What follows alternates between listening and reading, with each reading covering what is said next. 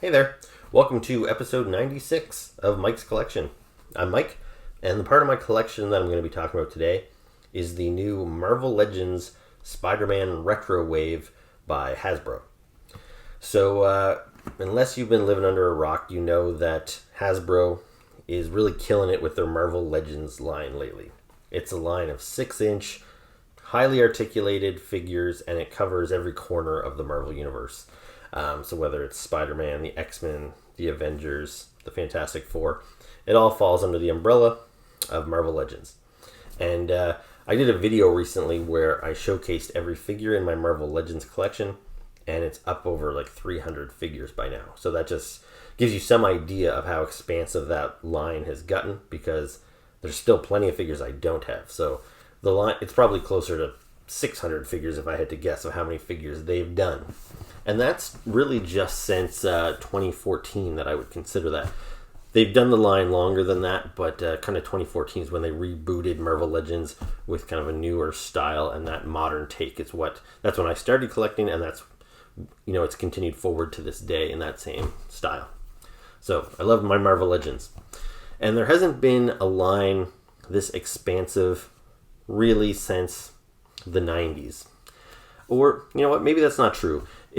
I think the 90s is where these expansive Marvel lines started. And I think ever since then, there have been Marvel figures consistently in various scales. But yeah, it was in not 1990, I'm not sure the exact year, but sometime in the 90s, the early 90s, Toy Biz was this company that was producing action figures in kind of a 5-inch scale. You'll see some of them here. And these were based on the various Marvel cartoons. So there was the X-Men, there was Spider-Man, there was the Fantastic Four, Iron Man, Silver Surfer, I think. So there was all these cartoons. They were all done in a similar style. I think they even crossed over with one another sometimes. So if Spider-Man appeared in the X-Men, you know, they'd have the same voice actor and all that stuff. So it kind of really gave you this animated Marvel universe. And Toy Biz did a great job of producing figures from all these different lines. But rather than have one big expansive brand like Marvel Legends or Marvel Universe, they kind of kept all the brands in their own little silos separate from one another. And so each brand had its own style of packaging and all that sort of stuff. So X-Men had these like yellow style cards. There was kind of a generic Marvel Universe brand that had these like silver cards. And lately, Hasbro has been kind of paying homage to those old 90s Toy Biz figures by way of their retro waves. So most Marvel Legends come in a little box, and they usually come in waves of 6 or so, and each one of those figures has a Build-A-Figure part. You collect the whole wave, and you get to build an additional larger figure usually. But the retro waves are kind of something separate. They've discarded the Build-A-Figure part, and I think the real selling point of these things is the packaging, which is supposed to kind of be nostalgic for those 90s toy lines. So I've bought a few from the Avengers, like kind of the standard silver cards. I got the Black Widow. From the X-Men Classic, I got Dazzler and maybe a couple others. I've never bought any of the retro waves in full until now. So this is the Spider-Man retro wave. And Spider-Man, he's my favorite Marvel character. I've collected all the Spider-Man comic books non-stop since I was 8 years old. I've never missed one since then, so I've got hundreds, if not thousands of them. I have a ton of the Spider-Man toys from Toy Biz in the 90s, and I have a huge collection of Marvel Legends Spider-Man. But yeah, I really dig this new collection of retro figures that are put in the packaging of the old 90s cartoon, 90s toy line. So I've had these figures here for a couple of weeks, and I've really been wanting to open them, but before I could do that, I had to show you them carded, because the card is really one of the big selling features of these particular toys. So I'm going to show you them in the cards first, and then we'll pop them open, and we'll review the figures one-on-one. So first up, let's start with the star of the series. So that is Spider-Man.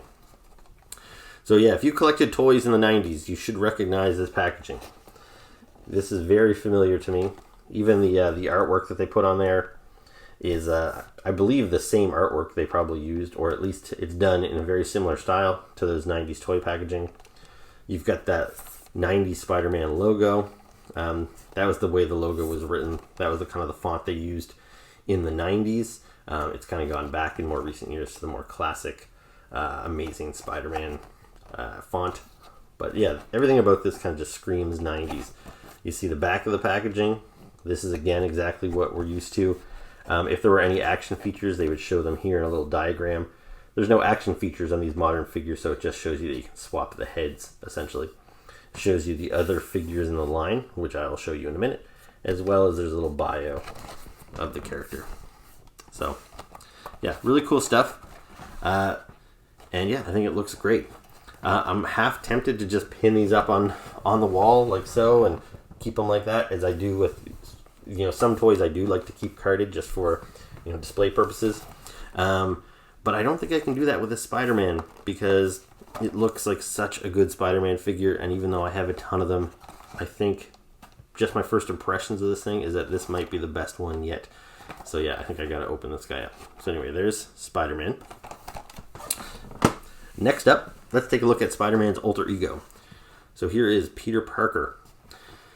So you see here on the artwork, they show Peter Parker kind of as he appeared in the 90s cartoon. He was always wearing this kind of brown bomber jacket, jeans, white sneakers. And the fact that he's got this split face there, it seems obvious to me because I've been reading Spider-Man comic books since I was 8, and I know that he doesn't actually have a face split down the middle. That just is usually how artists would draw him to represent that his spider senses were going off. But when I got these figures, that's the first thing my wife asked me, is like, why is his head split down the middle? And I'm like, well, it's not really. But you see, you've got two heads in this package. So one of them, you've got the classic Peter Parker head with his big kind of like Coke bottle glasses there. And then you've also got this head here, which is split down the middle with the Spider-Man and the Peter head, which represents the spider sense going off. There you go. So, yeah, I do have some thoughts about this particular Peter figure, but we can wait till I open it up and we can talk about those a little bit more.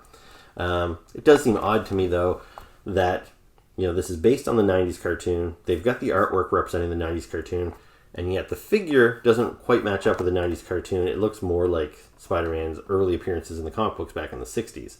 So there's a bit of a disconnect there. Anyway, on the back, you've got that same artwork again with Peter with his spider sense going off. Little bio of Peter Parker.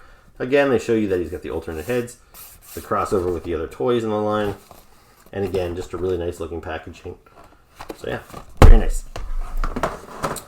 Next up, we've got Daredevil.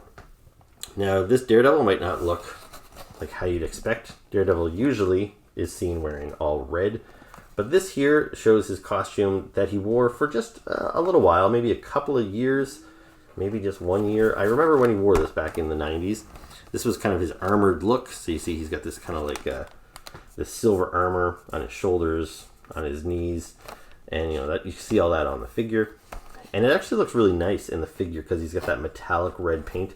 It really does make it look like armor rather than kind of just the usual tights that Daredevil would wear. He's also got some alternate hands. He's got his billy club there, and he's got an alternate Matt Murdock head, which is really nice. So the odd thing about this figure is, even though this is what Daredevil wore for a time in the 90s, they did not have a figure of Daredevil in this costume in the original Toy Biz line. They did have a Daredevil, but he was wearing his classic red outfit. Yeah, so it's a little odd that they would throw back to that in this particular line, I think. But, my light just went out. Anyway, you see on the back here, same thing, get that same artwork. Little bio, talks about the switching of the heads, and the other figures in the line as we've seen already. So, pretty cool. I like it. So, let's move on to the next one after I try and fix this light bulb here. Okay, next up, we've got the first villain in the wave. So, Electro. Now, this is a classic Spidey villain with some really great kind of classic artwork there on the side. And yeah, you can see Electro inside there. He looks great. We'll take a look at him in more detail once we open him up. See that same artwork on the back, the bio. Now, Electro does not have an alternate head, but you can see on the back of the packaging here how they show he's got alternate hands, which is nice. because the previous Electro figure did not have alternate hands. So you can see here, he's displayed with just these bare fists, and then he has these other hands with the electricity bolts kind of shooting out of the fingertips, which is cool. I'm glad they have that, but in the previous figure, those are the only hands you had. So whenever Electro was walking around, he always just had this electricity flying out of his fingertips, and that was a little odd because that was not the case in the comic books. He could kind of control his electrical powers. So I really like that they gave him the alternate hands in this version here. So yeah, again, really nice figure. I like this a lot. And we'll move on to the next one. Now this one's even more interesting than Daredevil, I would say, in that it is Gwen Stacy, Spider-Man's girlfriend.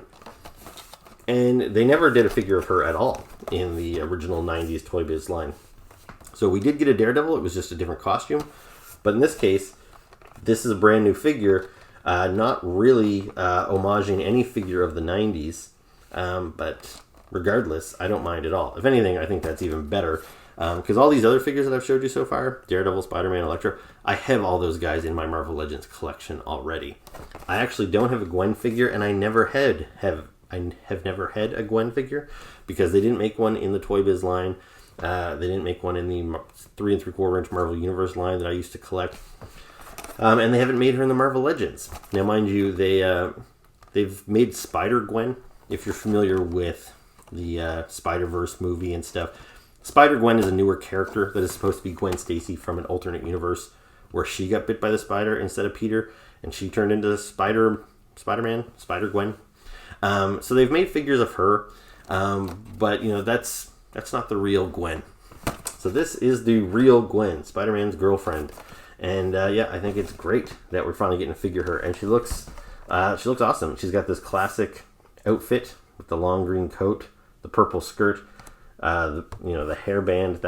That's classic Gwen right there, and the figure looks awesome. Again, we'll see her in more detail once I pop her out of here.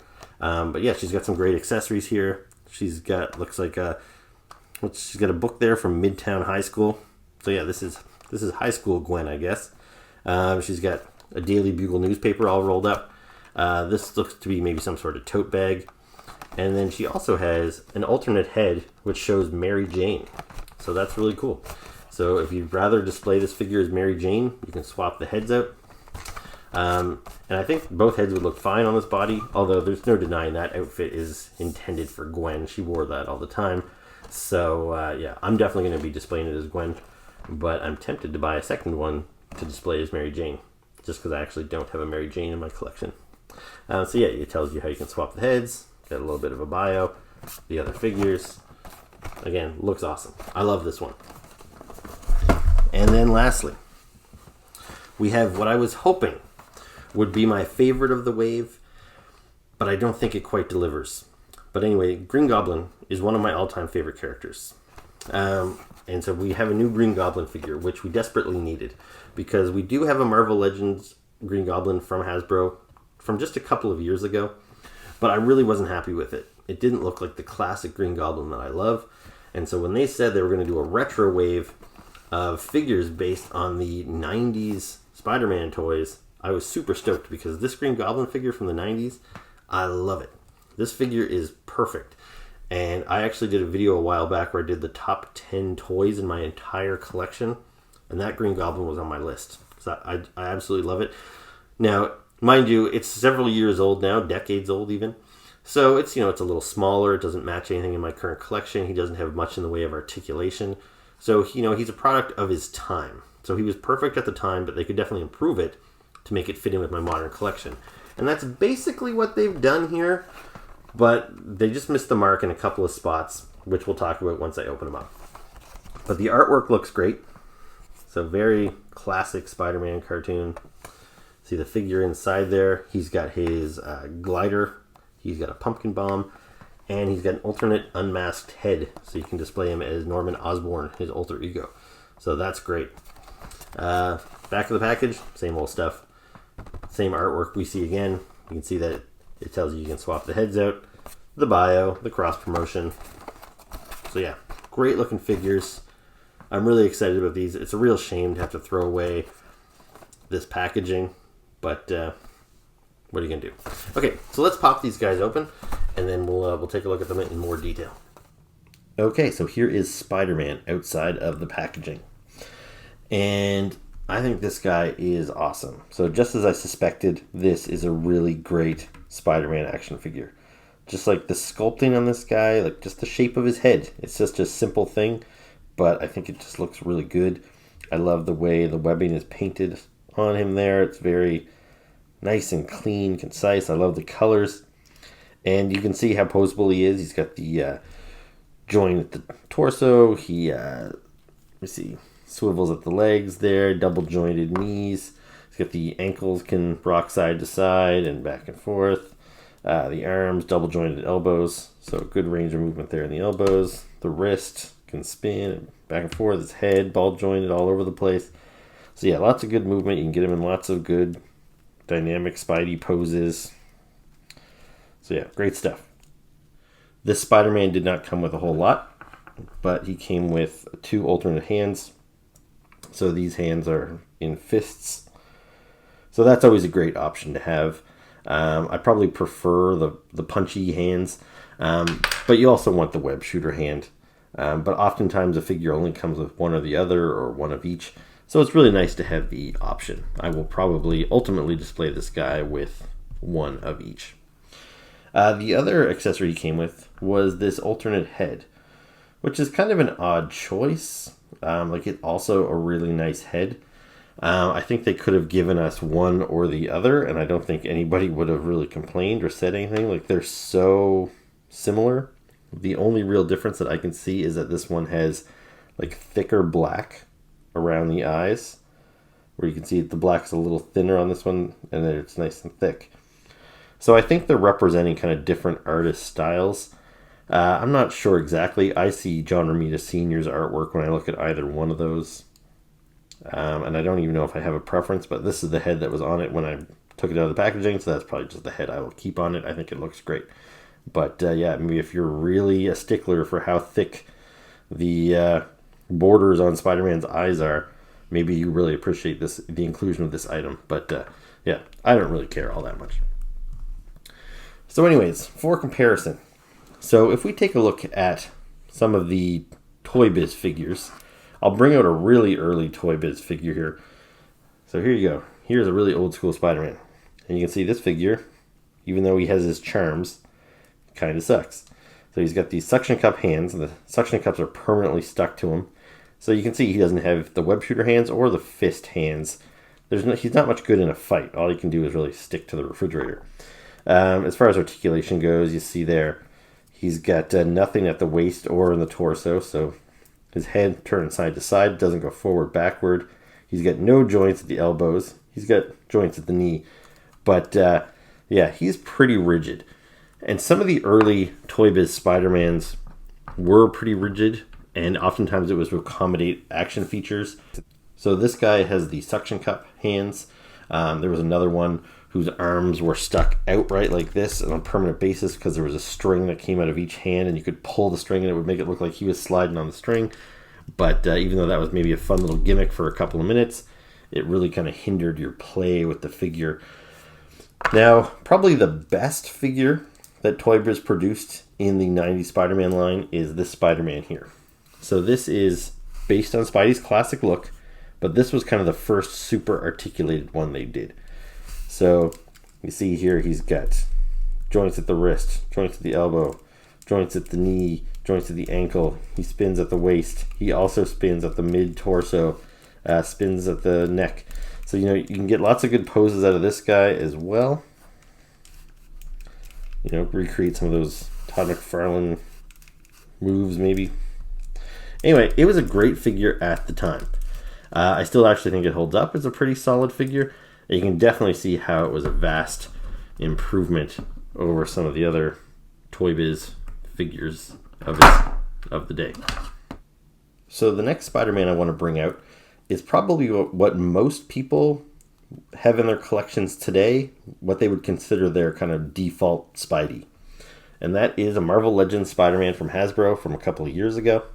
So this is a nice figure. A lot of people refer to him as Pizza Spidey because one of his accessories was a slice of pizza. So you can see here this guy's got lots of articulation. He's got the what they call butterfly joints, which is this extra joint at the shoulder that allows his arms to come in or go back farther than your normal figure. So again, that allows for even more poses. He's got this nice ab crunch right in the middle, spins at the waist. He's got the double jointed knees, double jointed elbows. So you can get a lot of great poses out of him, and people, by and large, said that this was the best Spider-Man figure ever produced. And I'll be honest, I never really felt that way. Like, I think it's a decent Spider-Man figure, but there's just some wonky proportions. Even just things as little as the way, like the shape of his feet, I don't love. He's got kind of like big, oddly shaped feet. The way his hips kind of line up there, I don't love. I find him kind of scrawny. Like, he seems a little skinny throughout the torso and the arms. The eyes, they're a little too big for my liking. Like, they're not big enough to emulate a Todd McFarlane drawing, but they're not a classic like John Romita eye either. It's kind of somewhere in the middle, and it's just it's an okay figure, but I definitely thought they could do better, and they've done that for sure with this figure here. Like, just to give you another example of what I'm talking about, I used to collect the 3 3/4 inch Marvel Universe figures. So here's like a little Spider-Man, and this guy here, so he's got all the articulation that you would want with the the mid torso, the spin at the waist, the double jointed knees, all that stuff. But at a glance, I think you can tell he's kind of wonky looking. Like, he looks kind of scrawny. Some of those extra joints kind of hinder the way he poses. Like, he doesn't have a great look just standing on his own.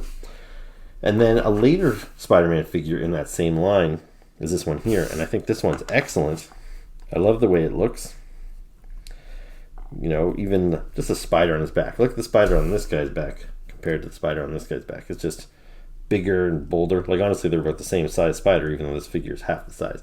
I just really like the sculpting on this little Spider-Man figure. Let me get him out of there. And so it's great, but you usually, to get a nicely sculpted figure like this, you have to trade in some of the articulation. So this guy, he does not have double jointed knees or double jointed elbows. He doesn't have a waist swivel or a torso crunch. So he looks really good on your shelf, but he's not as fun to play with. Well, I think Hasbro has really nailed it with this guy, because not only does he have the articulation of this one and this one and this one, but he's got the really nice sculpting of this guy, and actually I would say quite a bit superior to this one here, in that this is just a great classic looking Spidey. He's got the butterfly joints. He's got a good size spider on his back. I like the shades of blue. Just everything about this figure is really spot on. He's got the sculpting. He's got the articulation. He's the right size Spider-Man for me. Like, he just seems a little thicker, a little more muscular. He's not the scrawny kid that he was in his early appearances. When I started reading Spider-Man, he was a grown man, and he had a good physique, and that's kind of how I think Spider-Man should look. And I think this figure here nails it better than any that have come before. So yeah, big thumbs up for this figure. Okay, so now let's take a look at the Peter Parker figure. There's a lot to like about this figure. Right off the bat, I'll just say from the neck down, I think it's pretty great. Like, Peter doesn't really have an iconic look. Like, in the comic books, honestly, I've been reading the comic books for so many years, but I still couldn't even tell you, like, what does Peter usually wear? Does he wear t-shirts or polo shirts or button-up shirts? I don't really have a particular look associated with Peter in my mind. So I think the jeans and the sneakers, the kind of button-up shirt there, and the jacket, that works. It looks like Peter to me. For an accessory, he comes with a camera, kind of a nice old-school film camera, and that suits the character as well, so that's a great accessory. And at first I was worried because there's no handle on it and there's no strap on it that he wouldn't be able to hold it. But it actually fits pretty nicely into his hand, just like that. And you can actually get him in a pose where he holds it with both hands. So that's pretty good too. Now for comparisons, I'm going to bring out the 90s Toy Biz Peter Parker figure. So here we go. So basically the same outfit. He's got the blue jeans and then kind of the brown bomber jacket. Except this one you can see there's some differences. The bomber jacket's done up. He's got different sneakers on. But it's essentially the same look. And I think this was the kind of look that he wore a lot in the animation. Because of course when you're doing animation, it saves on time and money if you can reuse certain animation cells. So it makes sense that the character, whenever he was Peter Parker, that he'd be wearing the same outfit over and over again. Because they could probably reuse a lot of that stuff. So I thought this was a great figure. I think it looks a lot like how Peter looked in that cartoon. And I was really hoping for a remake of this figure. But instead, we get this guy, and he's got these glasses on. And that really kind of drives me crazy. And this, you can see he's got eyes underneath the glasses. So he's got a face sculpted under there. But they are definitely attached. You can see the sculpting in his hair kind of accommodates. If I were to break these glasses off, he'd probably have like a bald streak separating his sideburns from the rest of his head. I don't know why they went that route. Because, like I said, this toy is based on the 90s cartoon. And the 90s cartoon was kind of based on the 90s comic books a little bit more. Peter was not a high school kid. And he hasn't worn these glasses since he was a high school kid. So this is almost like a first appearance Peter Parker. And if it were a first appearance Peter Parker, then I don't think the body is quite right. I think he should be smaller, more like a teenager. He'd be a little thinner. So yeah, it just doesn't really work for me. I really wish the glasses were removable, or they'd given us an alternate, more modern Peter head, which matched up with this. But instead, they gave us that half and half head, which, I'll be honest, while it's kind of a neat thing to have, I would have been fine with it if this was a third head they gave us, but I just find this kind of useless. I can't imagine too many people are going to display it this way. And if I was a kid that was playing with these toys, would I really take the time to pop off that head and put this head on just so I could show Spider-Man as having his spider sense go off?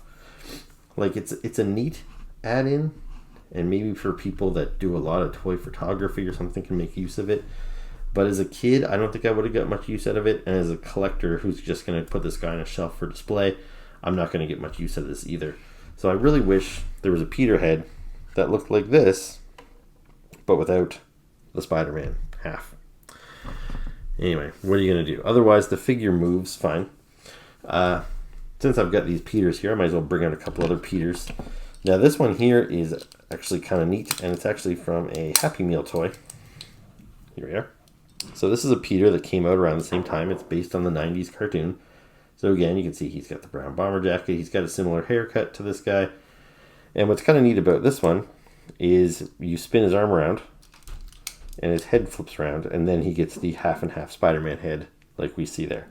So just a quick flip of his arm and the head flops around. So kind of a neat little thing. And my other Peter Parker is I've got this Tobey Maguire Peter Parker, which is quite a nice figure, but it's definitely, I can't not look at it, like I can't not see Tobey Maguire when I look at it. And I actually quite like Tobey Maguire as Peter, but I prefer a comic book version. This last one I have is decent, but it's actually just an accessory. This figure here came with a Green Goblin figure, which I'll show you later. But yeah, he doesn't have any articulation. He's just a solid hunk of plastic. But I think they actually nailed the look of Peter pretty good on there. Mind you, that's a very particular Peter. He's kind of in anguish. So I wouldn't want that to be my default head. But if they could take this kind of head and maybe open his eyes up and give me a more neutral expression, then this would be a pretty good head to put on this guy here. So overall, Peter's not too bad. I just really wish he had a different head.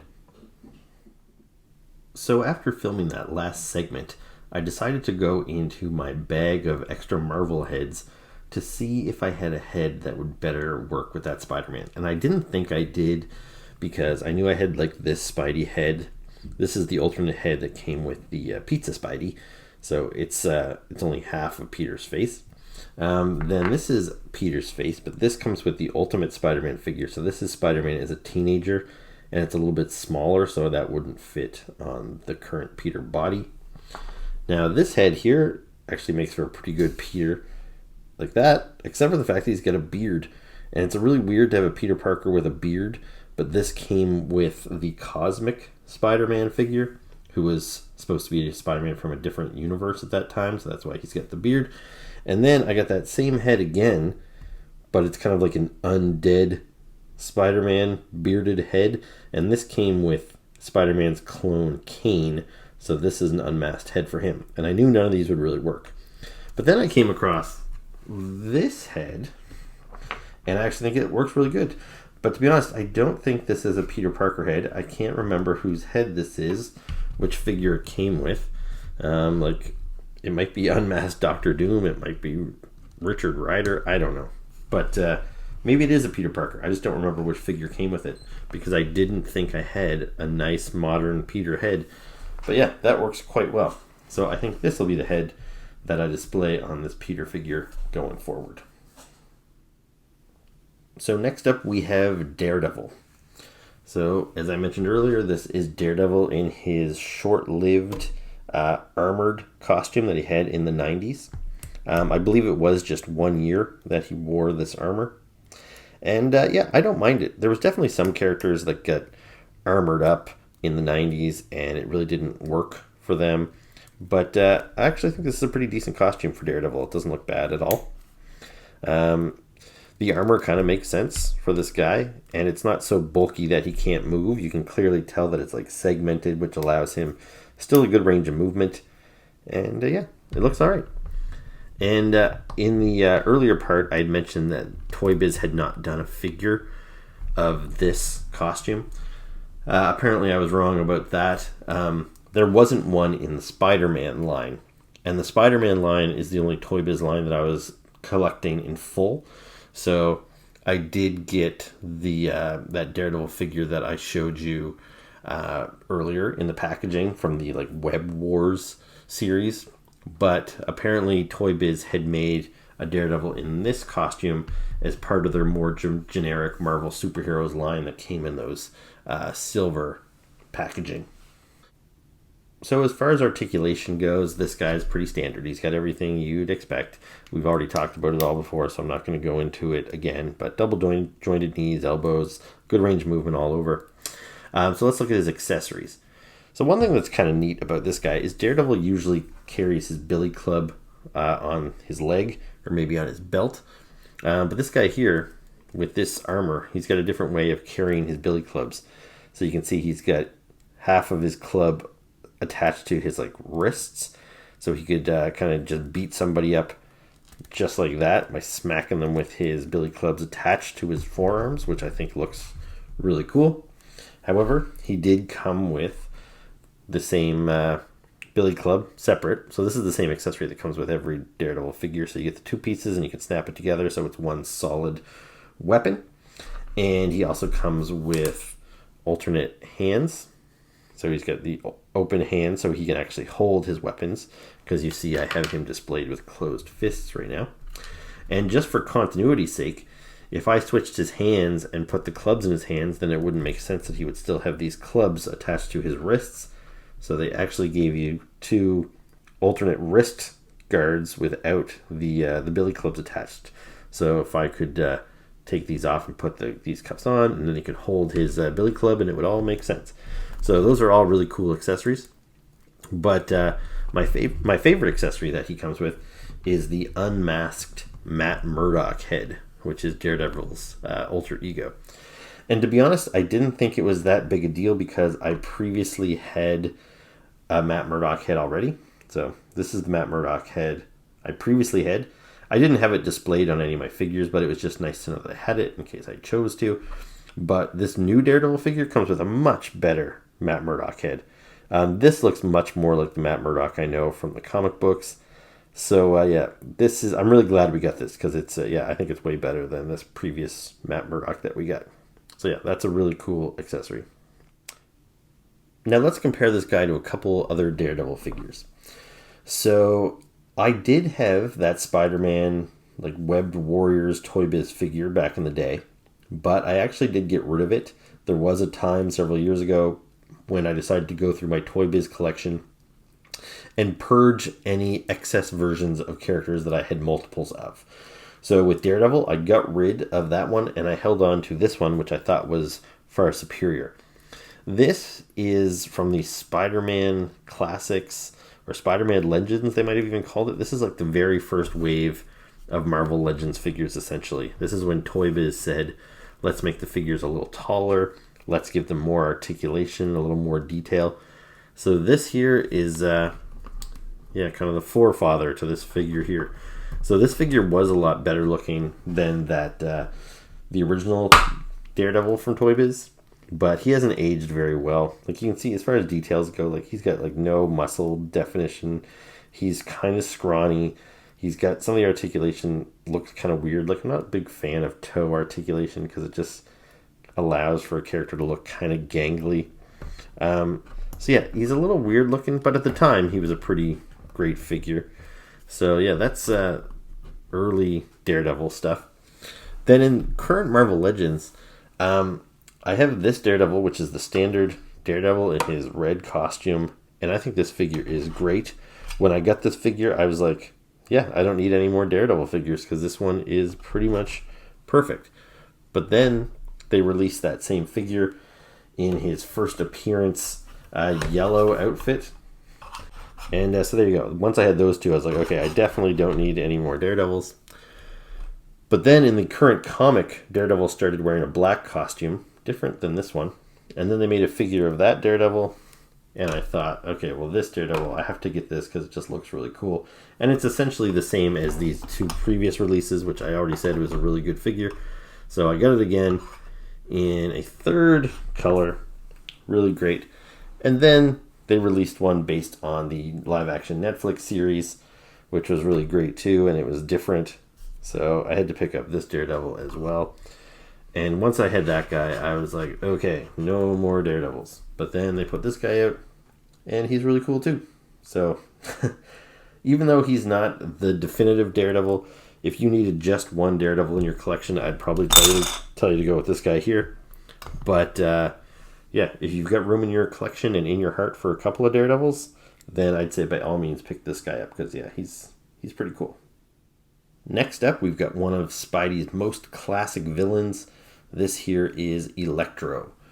So from the earliest days of the Spider-Man comic books, created by Stan Lee and Steve Ditko, this is Spider-Man's villain with the electric powers. And yeah, this is a fantastic figure of a character that I really love. And it looks great. This was a figure I didn't know how bad I needed it until I had it in hand. So just for comparison, let me bring out the previous Marvel Legends release. So this is the Electro that I've had on my shelf for the last number of years.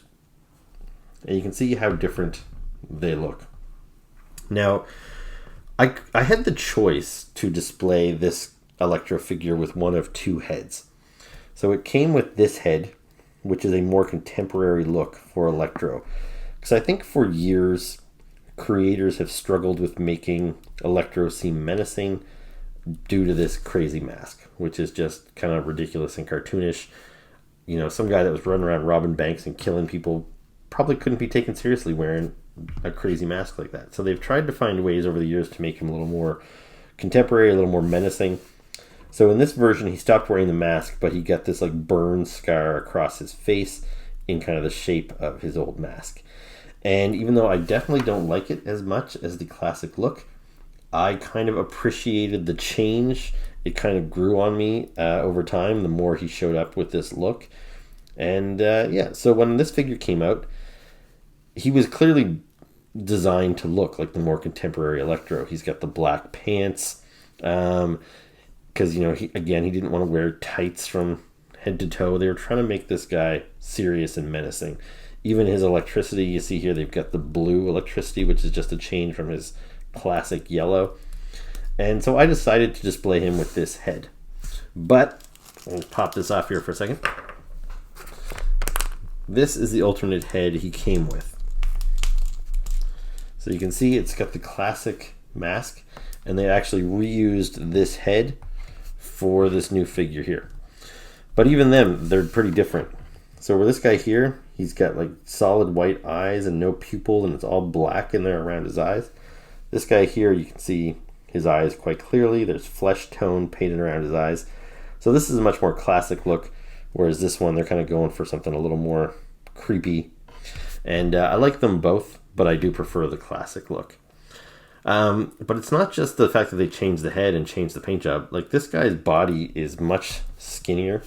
It's kind of like what I was talking about with Pizza Spidey compared to the new Spider-Man. This guy also has kind of oddly shaped square toes, whereas this guy's got like a more kind of a pointed foot, which I think looks better. He's just more muscular. This guy's kind of scrawny and a little gangly, but this guy here, he feels actually tougher. He's just a bigger, sturdier guy. And probably one of the biggest improvements is this figure only came with these hands. So even if you were, playing with your toys, Electro's constantly buzzing with his fingers, and it looks kind of weird because that's not how Electro in the comic books is usually portrayed. So with this figure, you've got the closed fist, so you can have a nice neutral pose for Electro, but he also comes with those electric hands. This time, though, they've got the yellow electricity instead of blue. So it's really nice that you have the option, and they pop out of there nice and easy. And there you go. So he has these alternate hands for each one of the hands. So yeah, I am extremely pleased with this figure. It's just a very nice classic look for Electro. And just for another comparison, let me bring out the 90s Toy Biz Electro. And you'll see here that even this figure, which is from the 90s, they did not go with a classic look for Electro here. Like, it's close, but he's got this gold look. He's got these big shoulder pads. He's got these big crazy Spawn-like boots. And I like this figure for what it is.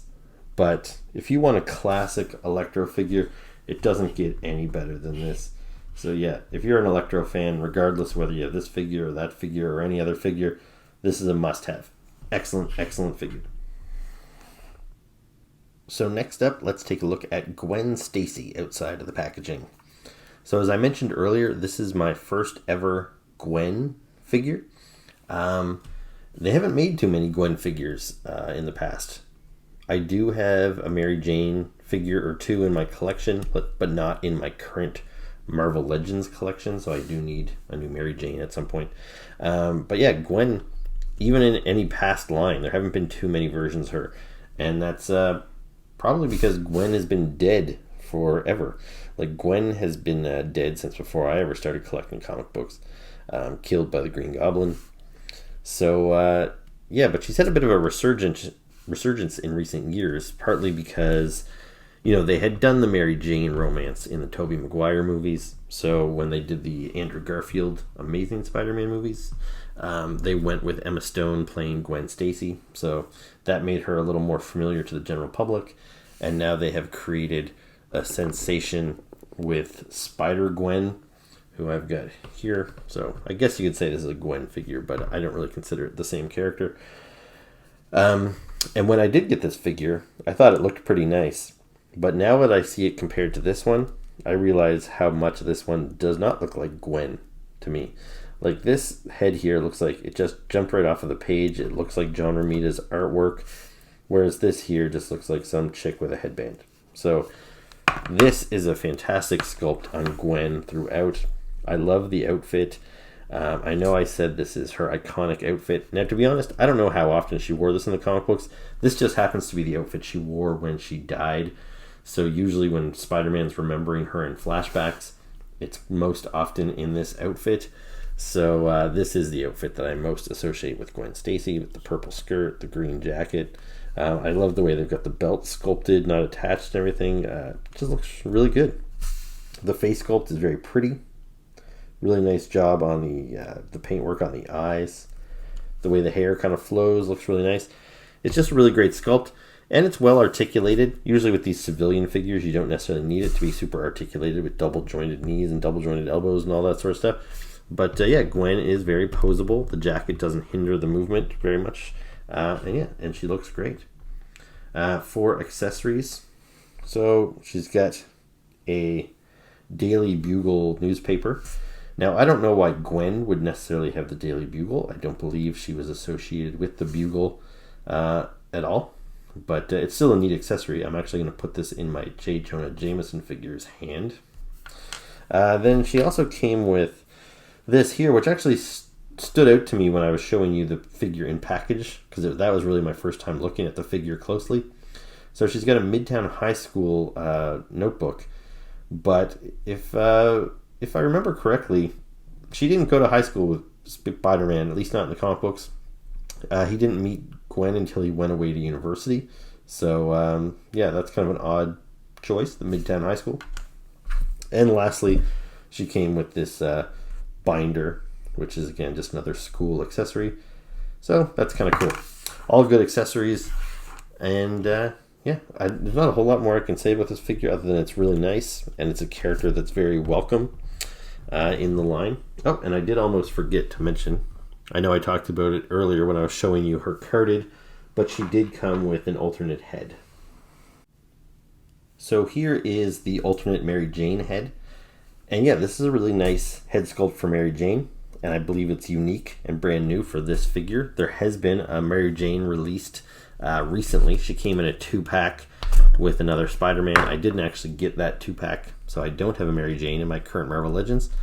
And I appreciated that they went through the trouble of sculpting a whole new head. It fits nicely on this body, and it still matches up pretty well. Like, I could see Mary Jane wearing this outfit as well. However, it's definitely something that I would associate more with Gwen. So I'm definitely going to display this figure on my shelf as Gwen. But yeah, it'd be nice if maybe they released the same figure with just a different color coat and a different color skirt, because I could totally reuse this body for Mary Jane as well. I think it works very well with her. So yeah, regardless of how you choose to display it, both of them work very well. And lastly, we're going to take a look at the Green Goblin figure. Now, in my introduction, I know I was a little harsh on this figure, saying it was the one I was most looking forward to, which it was. But that it was also a bit of a disappointment. And it's not perfect, but it has definitely grown on me. I actually shot that intro almost 3 weeks ago. So right after I shot that intro, I went and opened up the figures, and I had every intention of continuing the second half of the video, but then I got pulled away from it. So yeah, I've actually had this figure in hand for a few weeks now. And after fiddling around with it, it really kind of grew on me. So my main issue with this figure, and kind of my only issue really, was the head sculpt. And it's not even that bad a head sculpt, it's those eyes. Those eyes just look a little too bugged out and a little too crazy to me. What they actually remind me of is the way the artist Alex Ross portrays the Green Goblin. And he does it where he has these big bulbous yellow lenses which cover his human eyes, which you can see below. And he was never really portrayed that way in the comic books. He was always ever drawn so that his goblin mask looked like it was his real face, essentially. So even though Alex Ross's depiction is probably a little more realistic, if the Green Goblin existed in the real world, I don't really like the way that looks. And I feel that's kind of what they've done here, and the eyes are just too bulbous, and I don't like it. But it doesn't bother me as much, and it doesn't completely ruin the figure the way it kind of did for me in my first initial impressions. So this figure here otherwise is pretty much the exact same thing we've seen before with the previous Green Goblin release. So here's the Goblin we got a couple of years ago, and I gotta tell you, Marvel Legends was doing so well. They were making so many great figures. I was really looking forward to them making a Green Goblin because he's one of my all-time favorite characters since I was a little kid. And this was a huge letdown to me. This did not look like the Goblin that I grew up with. Like, the colors are off, but even that wasn't immediately obvious until you compare it to a more classic Goblin like this and you realize just how dark these colors are. He's got this metallicness to him which just didn't feel quite right. This head feels too different from the scales, like they don't match up. This head is very contemporary looking. With the way this hat sits, it's kind of more like something that a Lord of the Rings, like an orc, would have. And I really didn't like it. And Marvel Legends was doing such a good job at doing all these iconic versions of these characters. And I don't know why they went with such a... I wouldn't even call this a contemporary version of the Green Goblin. I don't know what I would call this. Like, it's just like some sculptor decided to go nuts and take a stab at doing his own version of the Green Goblin. And I just don't know why they went that route. So when I finally heard they were doing a more classic version, I was excited, but then I was disappointed when I saw those eyes. Because, as I mentioned earlier, I thought we were going to get a redo of this figure. So essentially the same figure, just kind of like souped up with modern articulation. And I do absolutely love this figure. His eyes are, much more, or much less insane, maybe. The yellow isn't as so pronounced, so they're not bulging out of his head. I just really like the design of this with the big ears and the hat, the way it flows. So they captured most of that look in here with the big ears and the way the hat flows and everything like that. The way the hat sits, it's classic looking. He's got the nice grin. It's just the eyes on this one that kind of bother me. But otherwise, he works really well, and I think they use the rest of the body completely the same. The satchel is the same. The body, the boots, the hands, it's all the same. One thing that's a little different too is he's got this this kind of little neckerchief here, and I'm not sure what the intent of that is, but it doesn't quite sit right. So sometimes you get these weird looks where you can see the green separating this too, because I think this is supposed to be part of his costume. So I don't know why they decided to add that. I don't know if it really adds much to the figure, but I'll take it, whatever. Now let's look at his accessories. So as every good Green Goblin should, he comes with a Goblin glider that he fits on there quite nicely. So you just lock his toes through there. Oops. And yeah, and there you go. So I wish he stayed on there a little better actually, but regardless. So there you go. Flies around on his glider, so that works pretty well. Now one thing that you notice is there's a hole there. It would have been nice if he came with a clear display base, the way that the Demo Goblin figure did. It had this triangular clear base that with a ball joint that plugged into the bottom there, so the glider could be displayed upwards like that. This guy didn't come with one, but if you have that Demo Goblin figure, presumably you could use that base for this figure here. He also came with a pumpkin bomb, again, as every good goblin should, and so that fits in his hand. You can kind of just rest that on there like so. And then another really nice accessory that we got is this unmasked Norman Osborn head. So Norman Osborn is just as much a character, as I was saying, Norman Osborn is just as much an important character in the Marvel Universe as the Green Goblin is. In more recent years, since the Green Goblin returned from the dead, he actually has probably caused a lot more trouble in the Marvel Universe as Norman, as opposed to the Green Goblin. He took over the Avengers, and he had the Dark Avengers and the Thunderbolts. He currently runs Ravencroft Mental Institution. So yeah, he's always up to stuff. Just get this head popped on. So here you are. You see Norman with his mask off, and I think it's a really nice head sculpt. He looks, he's not laughing maniacally or anything, which I like. It's a more stoic impression, but just the way he's got that one arched eyebrow, he looks like he's kind of a dick, which is appropriate for Norman Osborn. So I actually like that head enough that I might even display him on my shelf like this, which I know is kind of crazy, but you could have him holding his helmet like so, and it actually works pretty well. So that's what I'm thinking of doing. So yeah, it's a nice Green Goblin, and it's a vast improvement over the previous release. I'm just going to throw out a couple other Green Goblins here right quick. So I mentioned how this one's got kind of that Lord of the Rings orc style. I think that look for him was originated by the artist Humberto Ramos, who I really like. He's got a very kind of cartoony signature style. And this here is a figure based off of Ramos's signature style. Now, I liked this figure, even though it's kind of a weird Green Goblin. It's by no means a classic Green Goblin, but it worked for what it was trying to, represent. And so he had that same style of mask, and I think it worked really well on this figure. I just wish they didn't try and turn that into this. So yeah, that's a nice Goblin figure. I've got a couple little weird ones. Here's like one from one of Marvel's lines geared towards children. Here's a Goblin I have that's based on one of these kind of brick figures, so you can swap their parts out. I can't remember what these things were called, but my nephews collected them. Green Goblin's the only one of those that I ever bought. Here's a really nice Goblin from the Marvel Select line. This is what I would say is actually a perfect Green Goblin, except unfortunately this is actually more of a statue than an action figure, because you'll see his legs, there's some articulation on them, so his legs can move in and out, but he can't stand up. He's got no knee joints because he's sculpted to be standing on his glider. This is actually the Goblin that came with that Peter Parker figure that was all tied up with a rope that I showed you.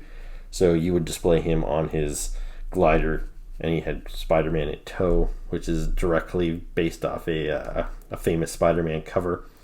So yeah, this is a great Goblin. I wish they could find a way to translate this figure into the Marvel Legends format. But no matter, Green Goblin is a favorite character of mine, and this figure will do until they make an even better one.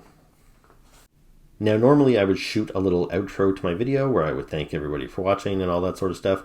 But yeah, I'm actually kind of eager to wrap this up. I got some things I got to do tonight. So yeah, I just kind of threw this together. Thank you all for watching. Please make sure to subscribe, hit like, and all that stuff. And yeah, I'll see you back in a little while with another video. So thanks again.